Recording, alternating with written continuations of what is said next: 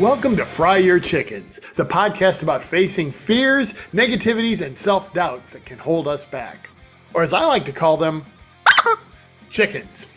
Get ready because it's time to tell those chickens that are holding you back to shut the cluck up and to learn how real people did exactly that. I'm your host, Phil Barth. Let's get ready to fry.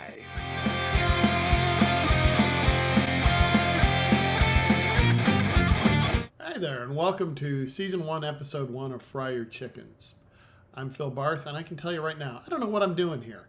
I just know that I wanted to interview some people who fried their own chickens that were holding them back so that we could all learn from them. And that is exactly what happened on Episode 1. My guest is Leslie Hughes. It was a great conversation, and I hope you enjoy it as much as I did. Welcome to the very first episode of Fry Your Chickens Friday with my very special guest, Leslie Hughes. Now, Leslie and I have known each other since October of 2022. We met at one of the awesome Amy events where it was in Boston, October of 2022, where we first met, and we have been going to, and I should have said Amy's full name, Amy Riddell. If you get a chance to go to any Project Summit Business Analyst World Conference, look them up and check them out. They have lots of fun people, and you will have a good time, and you will learn a lot. But we've known each other since then. We have done multiple conferences together. And not only is Leslie a good friend, I'm going to read this official introduction that ChatGPT spent a lot of time working on. Leslie Hughes is a LinkedIn top voice and profile writer. You are the CEO and founder of Punch Media since 2009. You are the author of Create, Connect, Convert, and you are Oh, very good. Yeah. And we will have a link to the book in the show notes. And you are a professor of social media at Ontario Tech University. So welcome first. Glad to have you and welcome. Thanks. I'm so glad that we're just, frying our chickens right now. We are. And if you're watching this, you're not watching it live because it was going to go LinkedIn Live and I didn't figure out how to do it. And you know what? We'll figure it out on the next one or the one after that. I knew that Leslie would be flexible and whatever obstacles we encountered, I knew you'd be all right with it. So I appreciate you being on the inaugural episode. But we have fun together, you and I. Oh, we do. We always do. Lots of improv. So how did you transition into personal branding and LinkedIn? Okay. So the short form of it, I've been in marketing so I got a degree in university, and we're going to go way back, in psychology, but then I really loved marketing. So I kind of I started working as an admin assistant and then became a coordinator and all those other things. And I just kept kind of going into that marketing direction, but I have been working in marketing online since the late 90s. So like 97, I was actually buying banner ads for a wedding magazine up here in Canada called Wedding Bells that then was bought out by the Wedding Channel and blah, blah, blah. And so it was, so I started in the digital marketing way back then, went through a few different jobs. So I won't go through all the details, but getting into the personal branding side, in 2009, when I started up my own business, I was in love with social media. It was such a perfect dovetail for me as a gal who loved to reconnect with people that I went to school with. And it was also a great business tool. And so it just dovetailed together from storytelling and social media. I just loved everything about it. And so again, I'm trying to skip over a few steps. Started teaching about social media. And then my first clients right out of the gate when I first started my business was the Make-A-Wish Foundation Canada. And also, I guess it would be like your PBS is TV Ontario. So those are my two big clients that I was white knuckling it from the very beginning. And then, so while I have been teaching digital strategy for a long time, very long time I was teaching at Durham College before, still at Ontario Tech University, I narrowed my niche into the LinkedIn space because that's where the money is. That's where all the professionals are. So I was like, yeah, this one's not so sexy, but it's also, there wasn't as much competition in the LinkedIn space when I started. So yeah, so I kind of moved into that. And so I wear a lot of different hats, but and I love to help people tell their story. I love that. Okay, so I want to get into the chickens here in a minute, but before we do that, I see this highlight of diaper disco. Yes. Tell me about diaper disco because, as you know, I have talked about the time I had to, for product testing only, not personal reasons, I had to wear an adult diaper. So please tell me about diaper disco.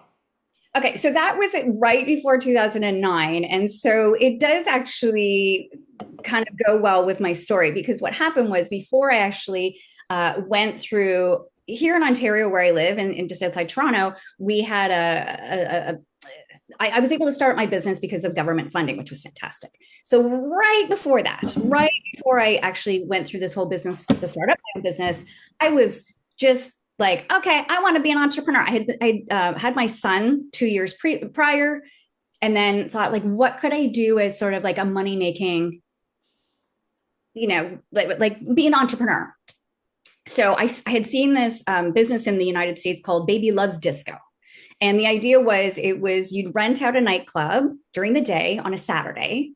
And so you'd have all these little kids under the age of 12, and it would be like a no Barneys, no wiggle zone, but like a DJ and like so much fun. I missed clubbing when I went, when I became a grown up and I had my kid. I was like, oh, I don't get to go to clubs anymore. I was like, this is going to work. I'm going to rent a nightclub out here in my region during the day. And it was because of social media, because I was really like, I was on Facebook. I was using when Twitter was a good thing back in the 2006, 2007, 8. I was able to get 350 people out to these events just through social media and my partnership with a business called Once Upon a Child, which was like a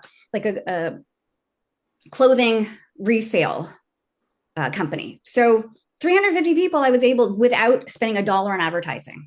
So I knew there was something to this whole social media thing. And then that's when I actually, instead of running the events, because I really, shout out to our friend Amy, because running an event is really hard. It is really hard. And like Amy and her team at McGregor Communications makes it look really easy, but it's hard. And so I white knuckled it and I was like, this is not for me. And so I pivoted and started up my own business, and I thought I was going to do public relations, and I ended up teaching social media. So that's how everything came together. And it was just the alliteration, diaper disco, because I thought it sounded fun. I love the name. I love the name. All right, so you are now going to you become an entrepreneur. Yeah. What chickens did you have to fry as you I'm started? still frying those chickens. I'm still frying them. So I think a lot of it is, listen, anybody who's self-employed, we white knuckle it all the time. The chickens that you're constantly frying is imposter syndrome, right? Am I enough? Can I do this? I've never done this before. And so there's a lot of like skydiving moments where you click publish to write a book. I've been on national television, national radio by just frying those chickens. It's being at those days when I feel like, yeah, I think I've got this, and taking big swings when the big payoffs happen. When I went on national television, I was on this show called The Social here in Canada. It's like The View. I told them I wanted to come on their show, and they were like, okay. And then I was like, oh my, this is like, it's not millions like in the US, but like hundreds of thousands. It was a live show. And I had to fry chicken, and I white knuckled it the entire time, but so glad I did it. Like skydiving, if you're into that thing, once you do it, you're like, oh my gosh, that was terrifying, thrilling. And I'm so glad that I did it. So how did you fry the chickens when you got on the show? I realized that my nervousness of being on live television, just like when you and I speak, I mean, I think we've had this conversation many times, that every single one of us gets up and we're like this as soon as our adrenaline hits us. And I kind of knew from having been on stage before and actually teaching at a college, that is the toughest audience I've ever had to speak in front of, is, students that are so realizing that a lot of times our nerves don't show up on camera the way that we feel inside, and reframing the fear into excitement. That's really good. Yeah, it is. Awesome. Yeah. It is. All right.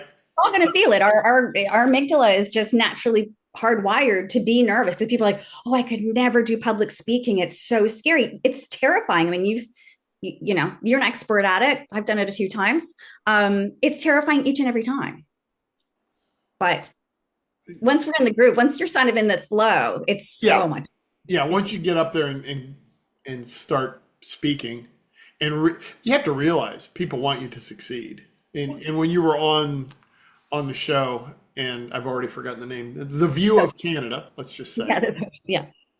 But when you're on that show, you know they want you to succeed. They don't want you to go up there and make a fool of yourself. They want you to share the information. It makes them look good. It makes you look good. And so you just realize, hey, they're for me, and the audience is for me. Nobody, well, almost nobody comes to the conference and wants to boo you or wants to see you fail.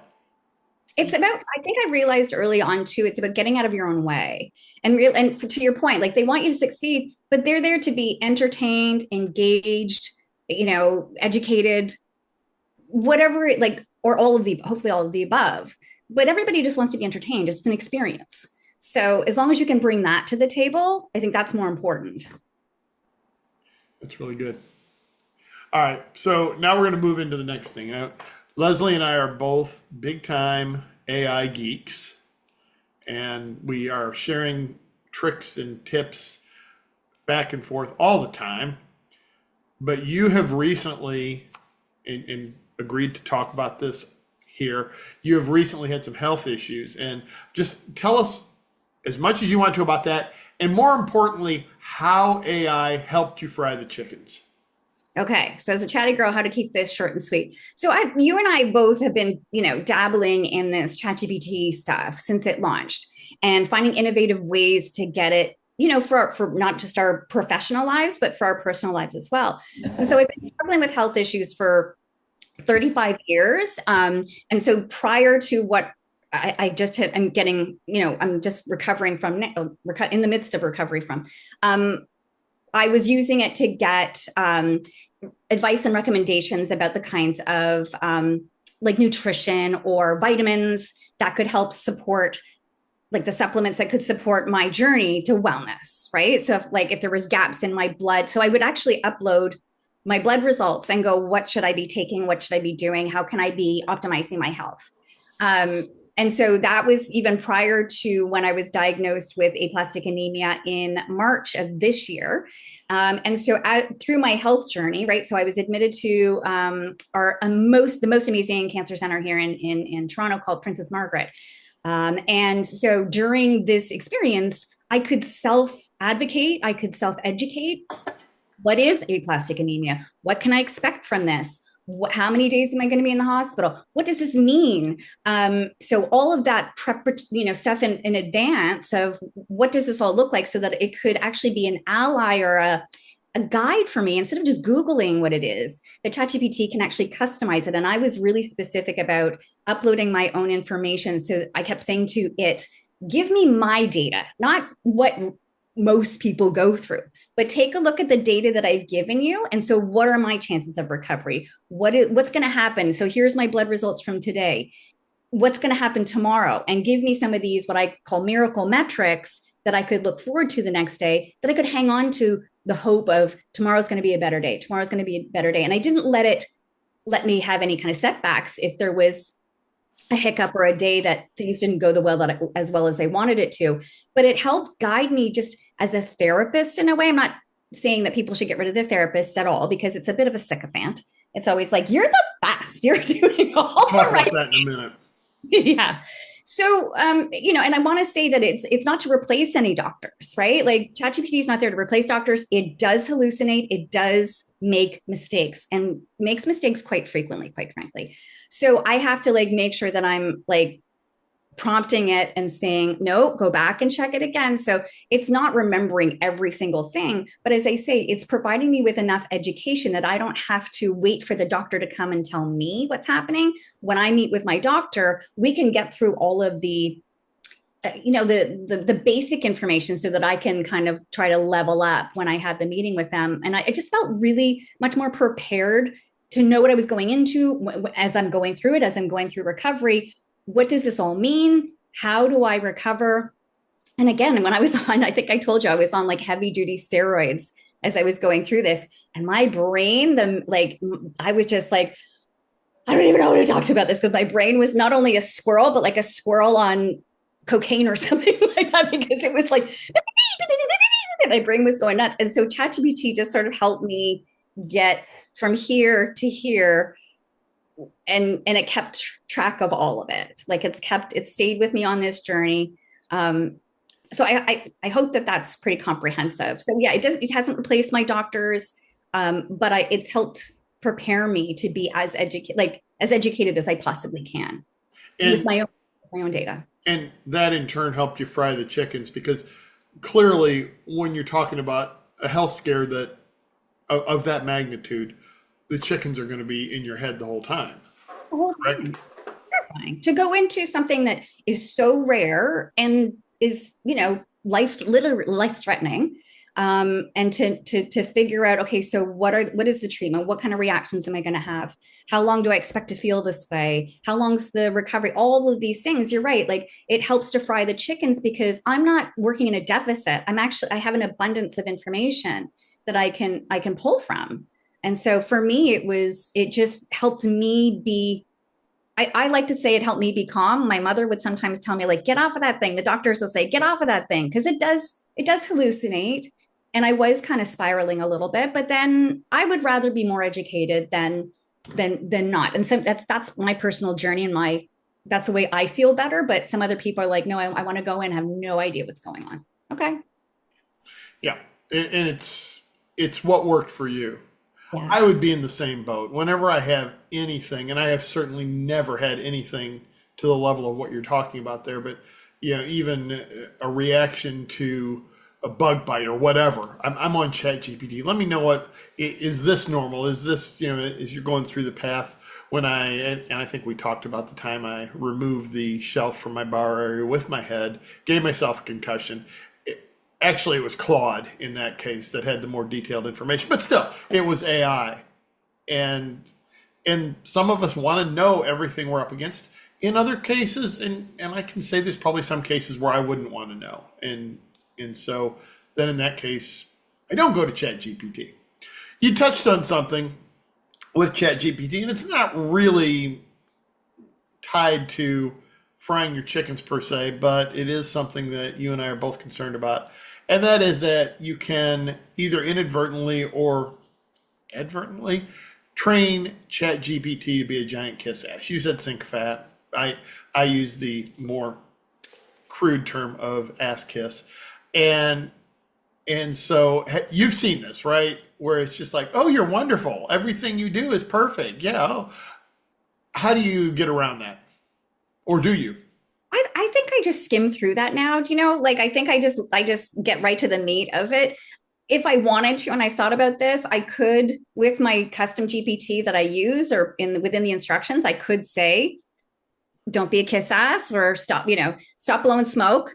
Let's just get real. But I think the tonality that I have in my particular instructions are be fun, be playful, and so I like how cheeky it can be sometimes. But it is a kiss ass. And I think, again, putting the right instructions in there. And I think I even said recently, someone said, like, always be thinking about the opposite side of things, or like argue within itself and make sure that it has like a 360 view as opposed to just agreeing with everything I say. Those are good. And I guess that prompt, I haven't tried that one very much. It's like, okay, tell me why you're wrong. Tell me why I'm not. The two that have worked for me is okay, you are now Gordon Ramsay or you are now Simon Cowell, the American Idol guy, and now give me feedback, and then it comes out with the gloves on. But sometimes that's what you want, because as much as that we talk about the chickens that are fear, negativity, and self-doubt, there's also the chicken that's like, oh, you're so good, you don't need to worry about this, and that's what it's doing, and that chicken's got to go too. Yeah, I think most of us sort of need the encouragement. And that's what I like about it. It's like you've got and then sometimes I'm just like, eye roll. Okay. like it's a lot, you've got this. And, all right. I realize that but it's given me a lot of motivation, even like this the sycophant nature of it, or the kiss ass nature of it. I get a little puffed up. I'm not gonna lie. I'm gonna be like, yeah, it's got my back, right? I Yeah. mean, we're all sort of the psychology about when we're using it. I mean, some of us don't even call it an it. We're calling it a him or a her or a they, or like we're actually humanizing our ChatGPT. Definitely you. How do you, or Yeah. whatever. Always. It, yeah, Yeah, yeah. always. The problem I had with it was when I was trying to find out where I ranked in terms of stress management speakers, and said, "Oh, you're the second best." I think in Ohio, and so then I went up to my wife's computer, which does not have Chat GPT, does not know that it was me up there, and I wasn't even in the top 100. And so I came back down to my computer. I said, "Okay, what's going on?" "Well, this is your account." It's like, and you think I don't want the truth? Yeah. So So I don't know why I went there, other than to say, yeah, that's another chick. Oh, you're so beautiful, you're so wonderful, you're so good. Time for that, but then there's also a time to get real. Yeah. I keep throwing them, but I got another 100 over here. And so I've been for the past well over a year, because I realize it's going to replace, I mean, it already has replaced Google, like as insofar as Google being the almighty of all things search related. Um, AI, everything's based on AI now, right? So how do we now optimize in an AI world? And I'm still struggling with that. Like I'm still trying to get my website optimized for that and so forth. Because I, like you, I'm like, I want to be the first person that comes up if someone says, I need a LinkedIn profile writer, I need a Absolutely. LinkedIn trainer. So I haven't figured out that yet. And I'm sure there's going to be a whole new industry of people that are going to be experts in that. Oh, oh yeah, for sure. You're talking about Google is going the way of the dinosaurs, and part of it is because they sell ads. So whatever comes up on top of your Google search is the one that gave them money, not the right answer. But I think we both know it's going away. But I think Google's got a feel for that too, because Gemini seems to be really, really good at what it does. So Well, it, even in Google searches, AI is crawling it, right? Meta is crawling with AI. So you know, it's happening. It's already happening. And people don't necessarily, people who are afraid of ChatGPT, they don't know that they've been using AI for years. Anytime that they absolutely, go to Netflix, every time that they go to like Amazon, yeah. AI has been behind the scenes for a number of years. I was just like, So oh my God, Terminator, Terminator, right? yeah, And yeah. I as don't much want as the I, internet to know all my business. Guess what? If you yeah, have one of these in your pocket, the internet already knows your business. I'm yeah, sorry. yeah, um, I hate it as a marketer. I love it. As a human being, I hate it. And yeah. I grew up in an era where privacy. You had a certain amount of privacy that you could depend upon. Thank God. Not anymore. Not I know, anymore. So and that's what I work with scouts and teenagers a lot, and I tell them, you know, whatever you are going to put into Chat GPT, put out on social media, just be prepared for it to be on the evening news. well, Think and of it that's that way. interesting that you say that about with the Chat GPT, because specifically, if we go back to that sort of me uploading all my health information, and what I've said at the Project World BA conferences too, is I have been using this. I have been putting my own personal health information into a database. But I did actually, before this call, look up like, is this information private? Because obviously, and especially when I'm talking in the United States, people's eyes get really wide because I'm in Canada. So we have socialized healthcare. We don't have the same sort of issues with insurance and all those other things that may, and we have different laws.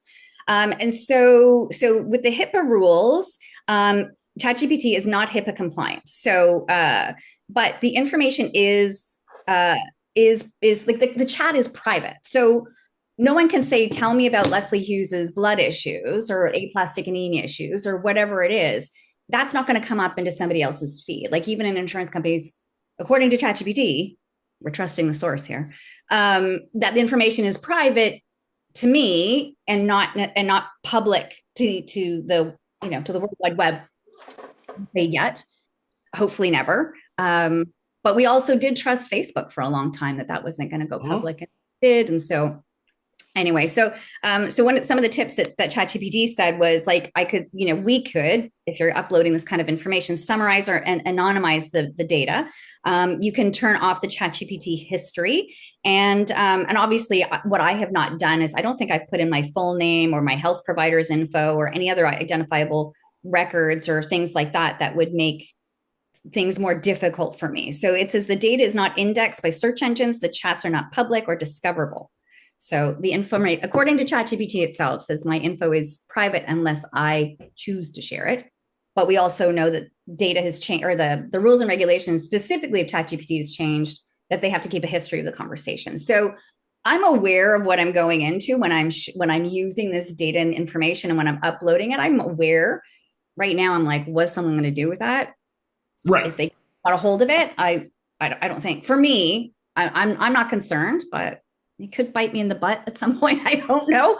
Well, but I'm, you I'm made a fully conscious and aware of what I'm sharing. yeah, you made an informed decision. It was more important to you to know what you were up against, to be able to fry those chickens ahead going into this and as you went through the process, as opposed to the small chance that at some point somebody will be able to find out all, go in and take your medical information, and what would they do with it? So, it, If they wanted, they call me. Call yeah, ask tell me you all about it. about it. I don't care. Like it's not anything to be ashamed of, right? Like this is just it is what it is. This is what I'm going through. This is the first time I'm talking about it sort of publicly, and I'm going to be making an announcement soon because I didn't want anyone to think, oh, like and this is an interesting thing that we can talk about offline is like, how do I make this announcement without sounding like I'm looking for attention too, right? So like going through a medical issue, but then I think that there's a lot of value to people understanding or maybe feeling that the way that I do, that they want to be empowered with knowledge by using tools like ChatGPT or AI. Almost everybody I know is going through some kind of medical journey.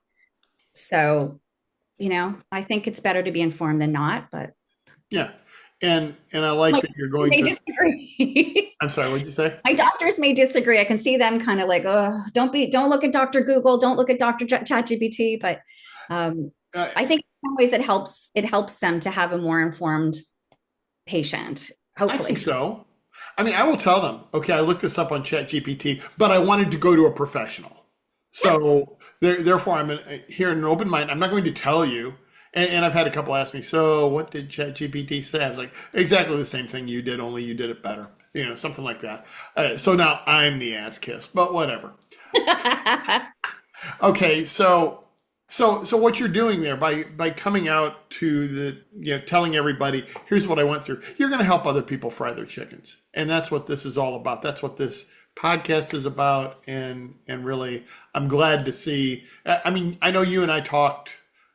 I think the day before you went into the hospital, we The were day before, we I was were loading up with groceries. Remember, I was like, I gotta bring my yes, snacks. yeah. I The was in hospital with Toronto, me. and yeah, and it was the day before. I remember that now, and so it's great from a personal point of view to see you doing so well, and it's great to see you that you fried all these chickens, which brings us to the question of the day. What chicken do you constantly have to fry, and what tricks have you learned about frying that chicken? The imposter syndrome, it is something that I struggle with all the time, and yet this is what I help other people do for a living.